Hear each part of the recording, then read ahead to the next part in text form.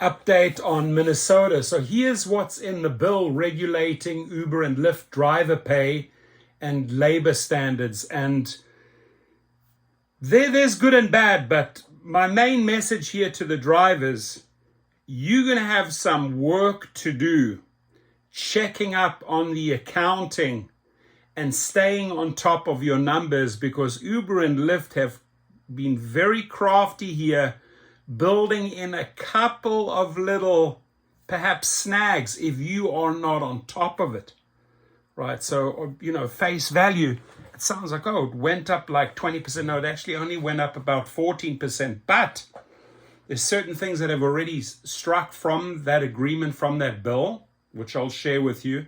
There's one really, really good clause in there regarding the deactivations, which I like. I would hope that every state gets that. Obviously, Uber and Lyft have only crafted that with the state of Minnesota regarding deactivations. We'll get to that in the article. But when it comes to those miles and minutes, beware, drivers. And I'm gonna tell you or try and show you how. So Minnesota Uber and Lyft drivers can expect their pay to rise more than 14%. They said 20%, but it's only 14%. When a new wage floor takes effect in December. So guess what? Politicians bought them a lot of time. June, July, August, September, October, November, December. You're going to wait around for 7 months plus half of May before you even get there. And they got duped on the, it's going to be done we're going to leave by April the 1st, May the 1st, July the 1st. So they squeeze in another 3 months there. So 10 months of shenanigans. And believe me, they are going to conduct major shenanigans in the next 10 months to make up a lot of the deficits that they are going to face in 2025. Uber and Lyft, right? They're like, oh yeah, we decided to stay there. We were bluffing, but we'll make it up. So I really want drivers to pay close attention here. But again, they've waited 18 months. So, waiting another 10 months, maybe 28 months in total, over 2 years, they've been battling this. And finally, they got somewhere. So the new pay floor is part of a sweeping bill that expands insurance requirements, codifies procedures for firing, we call it deactivating, drivers, and mandates greater pay transparency. State Democrats heralded the bill for providing the strongest labor protections to ride-hail drivers in the country, with Minnesota following Washington and New York states in guaranteeing drivers minimum wages. The rules do not apply to delivery drivers on platforms like Uber Eats and DoorDash. Minnesota has a long history of protecting workers, said bill author Hodan Hassan. Minnesota is a labor state. The bill traveled a rocky road over the past 18 months. Yeah, that's it. Dividing both drivers and Democrats as they struggled to reach a deal that Democrats could pass with a one-seat Senate majority, earn the governor's signature after a previous veto, and keep Uber and Lyft operating in the state. Reaching a deal ultimately required Democrats to cross one of their red lines by blocking Minneapolis from enacting its own wage floor, ending a months-long standoff between the city council and the companies that was on track to lead Uber to pull out of the entire Twin Cities metro area this July. Remember all the bluffing. City council members blasted Walz for that part of the agreement, saying he caved to multi-billion-dollar corporations, which he did. They also took credit for the deal. This was only, and Walz cannot take any credit for this deal, right? Because he showed his true colors. In fact, he was, he was out there batting for Uber and Lyft. This was only possible because Minneapolis council members held firm in passing comprehensive protections for drivers last year and held firm on wages this year. Several council members wrote on X, including Aisha Chugtai, Oren Chowdhury, and Robin Wansley. The regulations have not officially been signed into law, but were passed as part of a massive 1,430-page omnibus bill containing most of Democrats' 2024 priorities in the final minutes of the legislative session. The governor is expected to sign the bill. Here are the details. So minimum pay rates. The bill sets a minimum pay for drivers statewide at $1.28. They were fighting for $1.40 something. Uber said we're only going to, Josh Gould, that big barking fool there at Uber, said, oh, we'll only pay 89 cents. That's the most. Well, you agreed to $1.28 per mile and 31 cents per minute before tips when transporting a passenger. Drivers must earn at least $5 per trip and are entitled to 80% of any cancellation fee if they have already left to pick up a rider. Drivers with wheelchair accessible vehicles are entitled to an additional 91 cents per mile. Rates will increase each year with inflation, like the state's minimum wage. A key detail, minimum rates aren't guaranteed for every single trip. Pay close attention here. Close attention, right? Minimum rates aren't guaranteed for every single trip. Rather, drivers must be paid the minimum rates on average over a 2-week period. So they could really fudge their numbers here and there. As long as you are on top of it, 2 weeks solid on top of your numbers, then you can, because they don't have to pay the minimum, the guaranteed rate on every single trip. So they'll pay you differently on one trip, they'll pay you differently on it. But when all is said and done, it should average out to about 128. So rather, drivers must be paid the minimum rates on average over a 2-week pay period. If drivers' earnings average out below the wage floor over a given pay period, the companies must top them off with the difference. That was an important provision for Uber and Lyft because it gives them wide latitude in setting pay and price according to rider demand. So this is not like, hey, I'm getting this 128 and the 31 cents per minute on every trip. No. They will chop and change. Their algorithms will still behave, but they say, oh, we'll promise you that after 2 weeks, if you accumulate all those trips, it'll average out. So it's really a math nightmare for a driver, and drivers have to be on top of this. The new wage floor equates to $34.58 per hour for Twin City drivers when they are logged in and accepting fares. A 14% increase from the average metro area's driver earnings in 2022, according to an analysis by the Service Employees International Union based on a state study of driver earnings, comparing the many wage floor proposals for Uber and Lyft drivers. So the proposal, Uber agreement with driver group Minnesota Rideshare Drivers Association, $1.17 per mile and 34 per minute. So pre-expense hourly earnings would have been $33.56.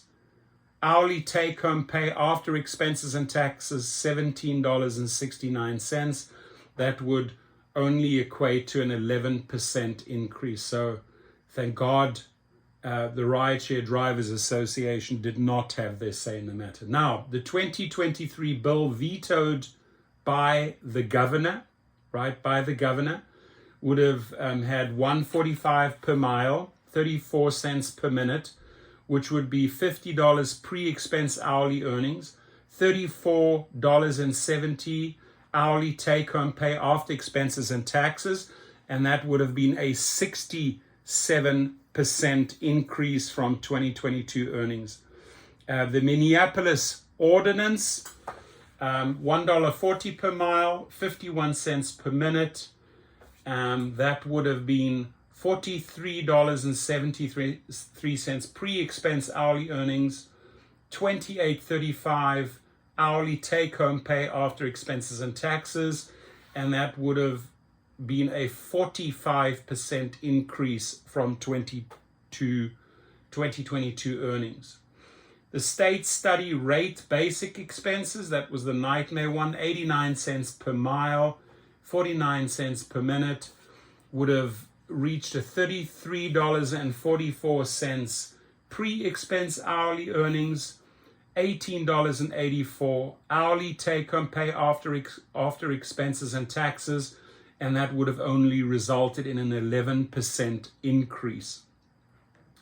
The state study rate comprehensive benefits would have been $1.21 per mile, 49 cents per minute, would have been $39.50 pre-expense hourly earnings, would have been $24.44 for hourly take-home pay after expenses and taxes, which would have meant a 31% increase. Now, the Minneapolis Mayor Jacob Frey proposal, $1.20 per mile and 35 per minute, would have been $34.47 pre-expense hourly earnings, would have been $19.80 take-home pay after expenses and taxes, and that would have been a 14% increase. Now, the final 2024 state agreement that was done is $1.28 per mile, 31 cents per minute, and that resulted in a 14% increase. So, not rosy, something at least. Democrats say the bill will raise wages 20%. That's according to a DLI analysis of 2023 averages. Uber and Lyft both say customers, here comes the punishment already. Uber and Lyft both say customers will pay for the raises with increased fares, although it's unclear by how much. Neither company wants demand to drop significantly, and they will face new competition from ride-hail startups entering the market. Now, there I hope everyone puts their weight behind Rides, WRIDZ, and then there's another company that is in the mix. The rates will yield hourly earnings in line with those proposed in a state study of the more than 18 million trips taken. The study authors, economists James Parrott and the New School and Michael Reich of University of California, Berkeley, estimated Twin City drivers would have to earn at least 89 cents per mile and 49 cents per minute transporting riders in order to earn Minneapolis minimum wage of $15.57. The economists also calculated a higher per mile rate of $1.21 in the Twin Cities metro, which would compensate drivers for benefits including workers' compensation, unemployment insurance, paid family leave, paid sick leave, health insurance, and retirement savings, in addition to their vehicle expenses. Despite the raise, there's no guarantee drivers in greater Minnesota, which accounts for about 5% of the rides, will earn the state minimum wage. That's because drivers outside the Twin Cities metro spend more time waiting for fares and driving to pick up riders. When comparing drivers' expected per hour earnings across various proposals, the minimum rates passed by the legislature are similar to those proposed by Minneapolis Mayor Jacob Frey and agreed to by Uber earlier this year. The rates are significantly lower than those the Minneapolis City Council passed the day before the state study was released, which would have yielded $43.73 per hour while actively accepting rides. The Minneapolis ordinance also requires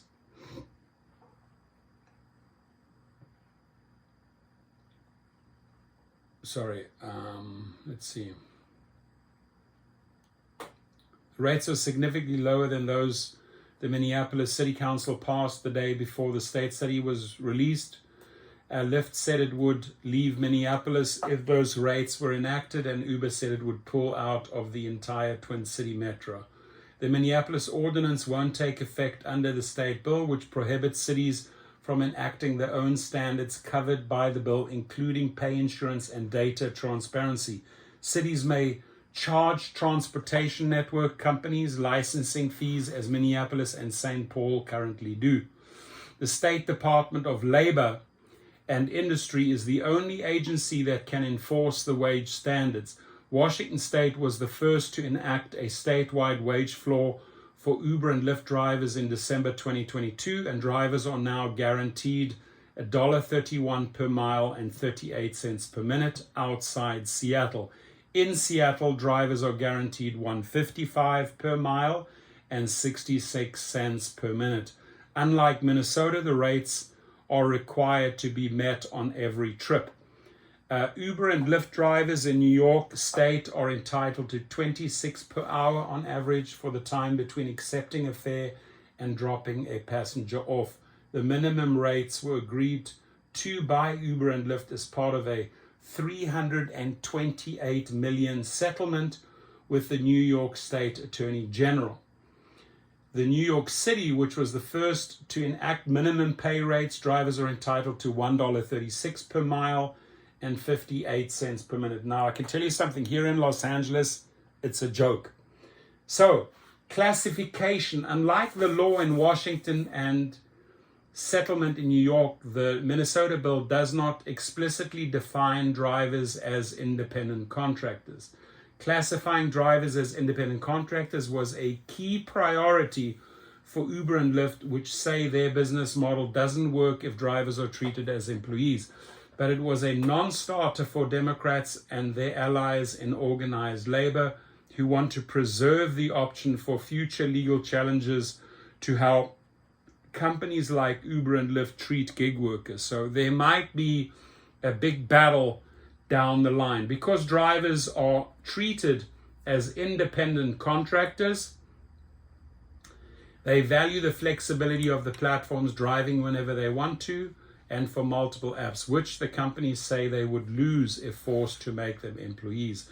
The status of Uber and Lyft drivers in California has been entangled in a years-long political and legal fight that is now before the state Supreme Court. And earlier this month, a trial began in Massachusetts in a lawsuit brought by the state's Attorney General alleging Uber and Lyft are misclassifying drivers as independent contractors. Now, when it comes to deactivation, listen up. I wish that every state would get this, but they fought for it and they got that in their new contract. So, drivers will have the right to appeal being fired or deactivated to ride-hail companies, which must review and make a decision within 30 days of the driver's request. Now, I want to tell you how it is in real life, right? Those 30 days can become 60 days, can become 90 days, or no answer at all. And that's because you are dealing with Uber and Lyft support. They're reviewing, they take their time. Now, when it comes to and when I say GigRocket, and you can see the links below, what we do as far as wrongful deactivations go, we force them to make a decision in 21 days. And they play ball, because if they don't play ball, the 22nd day, the small claims for lost earnings kicks in. And that becomes extremely expensive for Uber and Lyft. So we're able to actually shave that down by 9 days, 9 whole days with GigRocket. And most of the drivers, unfortunately, go to support, think that their appeal with support of the review team is going somewhere. It goes nowhere. You have to deal with their legal department. Again, that is what we do at GigRocket.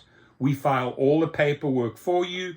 You offer your electronic signature. Off it goes. They have 21 days. If they don't play ball, they get sued.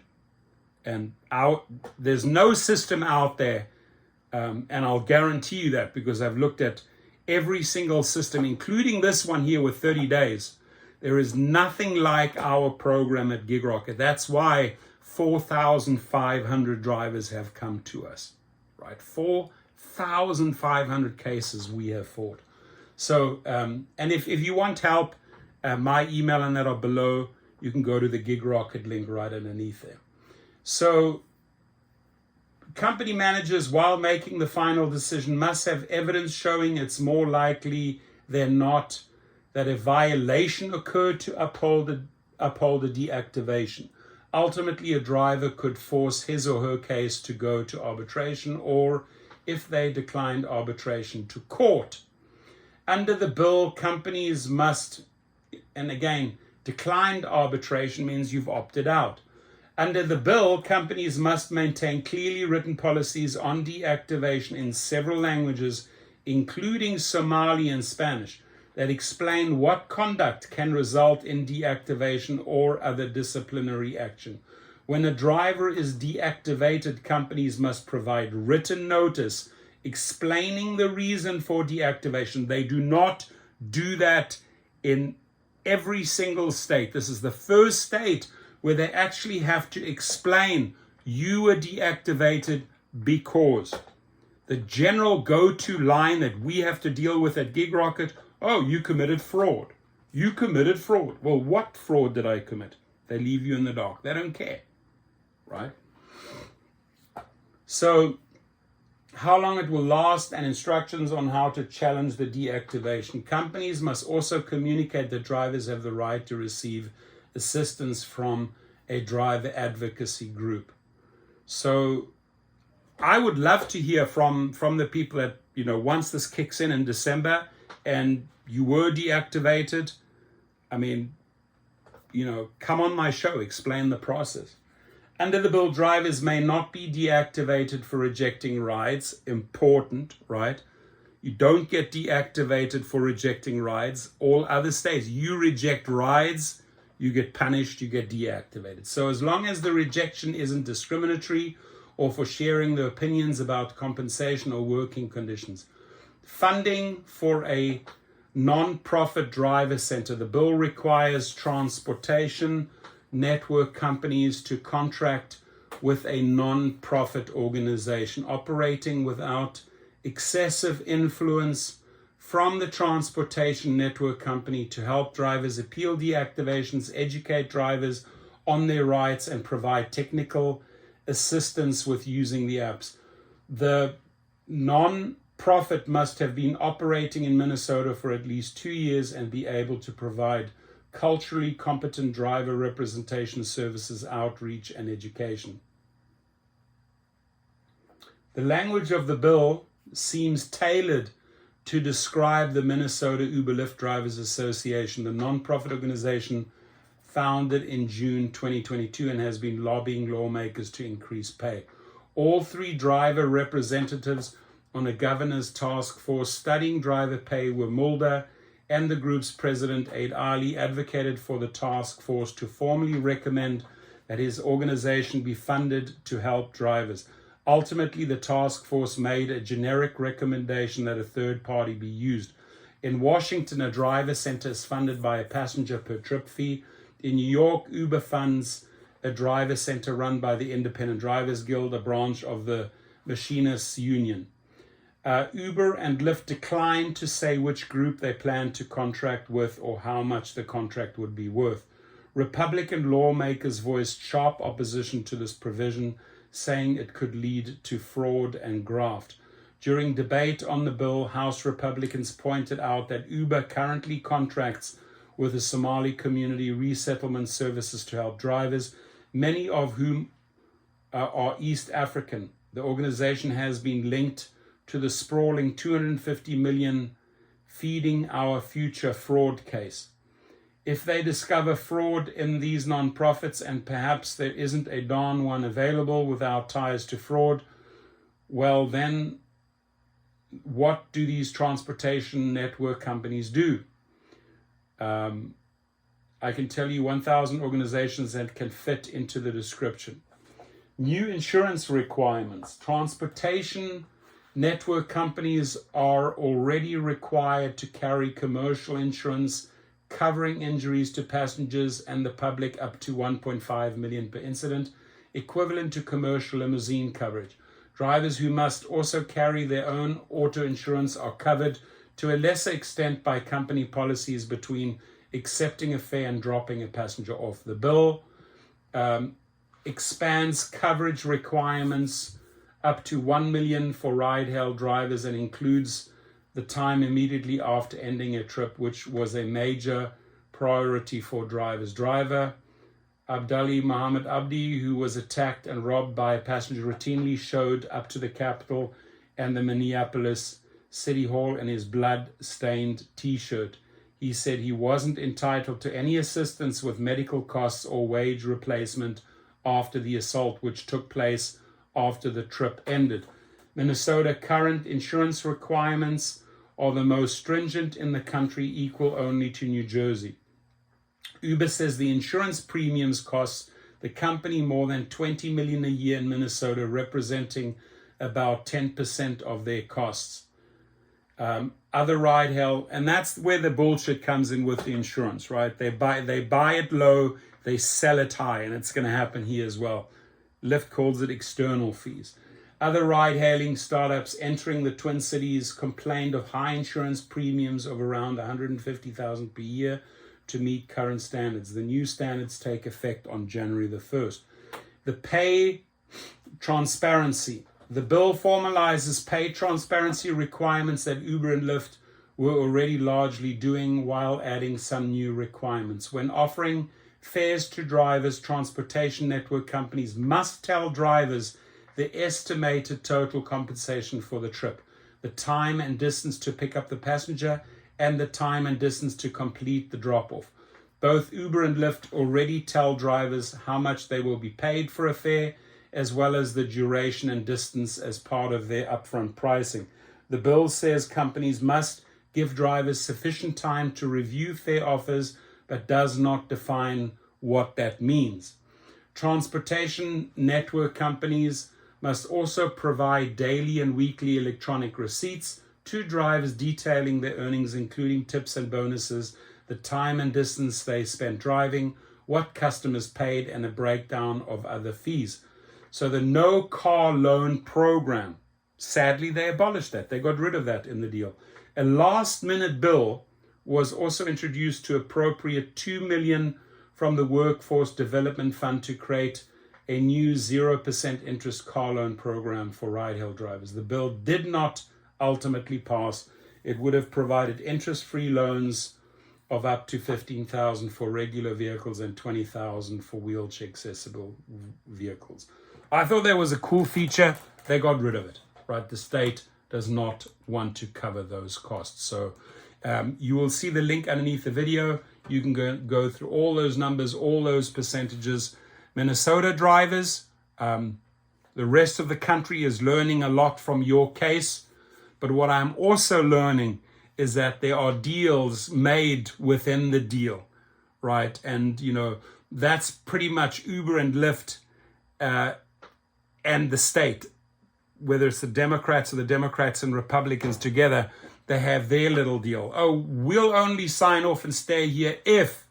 So that 2-week bullshit, drivers need to pay very, very close attention to that. I'll go briefly to that one line. It's really, really dangerous. A key detail, minimum rates aren't guaranteed for every single trip. There it is, that one sentence. That one sentence, a key detail, minimum rates aren't guaranteed for every single trip. Rather, drivers must be paid the minimum rates on average over a 2-week period. Good luck doing the math and staying on top of that one. Your comments, please.